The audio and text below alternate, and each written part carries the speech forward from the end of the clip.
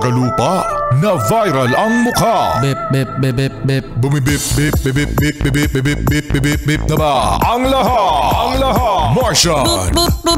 Enrico Pañero. Bip bip bip bip bip. Bip bip bip bip bip bip bip. Bip bip bip bip bip. Titilaok! Titilaok! Bip bip bip bip bip. Ito na ang 101.1 Yes FM Balitang Kamusta naman ang mga Yes Friend ang mga nakaranas ng party? Yan, siguro naman mga Yes Friend ay naranasan nyo yung kabataan days, kahit yung mga Gen Z. Mahilig yan sa party. Paano kaya, Martian, mga Yes Friend, taong bayan?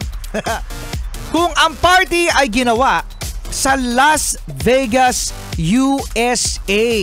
Sa Las Vegas, mga Yes Friend, alam natin na grabe, no, ang mga bills diyan, ang bilihin sa Las Vegas. Kapag pumunta ka ng Las Vegas, kailangan meron kang malaking pera. Yes, malaking pera, Martian. At eto nga, lumabas sa isa ngayong viral video ang anak ni Idol Senador Raffy Tulfo na si 2nd District Representative Ralph Tulfo ng Quezon City ay inamin na siya yung pumipirma. Sabi ni Ketolix, idol talaga. Idol talaga.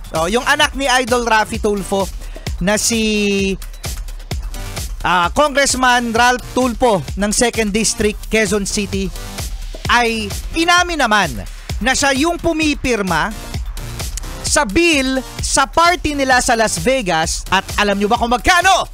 Magkano? Basahin mo, Martian. 42,000 US dollars. 42,000 US dollars. Sa pera natin dito sa Pilipinas, mga Yes Friend, convert mo, Martian. Hey Siri! Akalain mo nag-Siri ka pa. Hey Siri, what is 42,000 US dollars in 2.4 in Philippine peso? Kamali ka pa. Hey! Tanong mo kay Siri, ikaw din nasagot ha. It's 2.4 million pesos. 2.4. 2 milyon. Mahigit.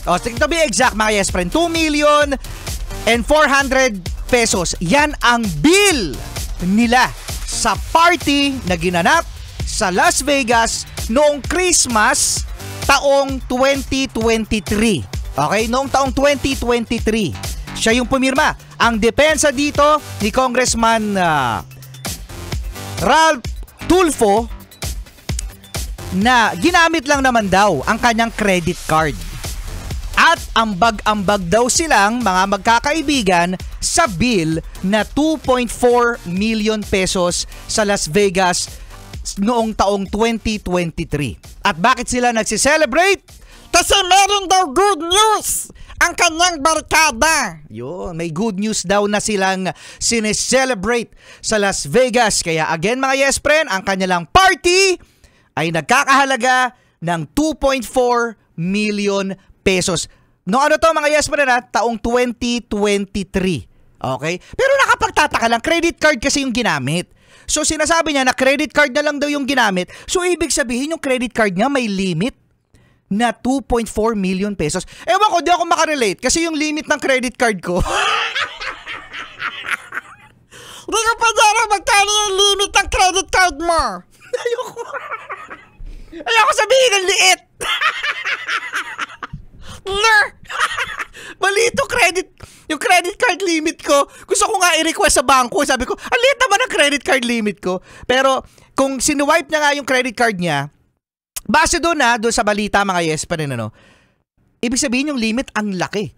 Kasi again, 2.4 million pesos. Isang swipe mo, 2.4 million pesos sa credit card. Sabi niya sa toilets, black credit card daw yun.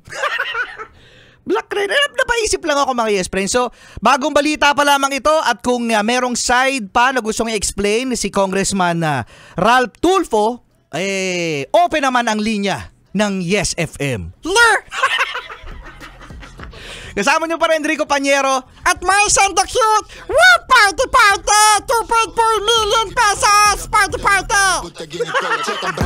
ng party.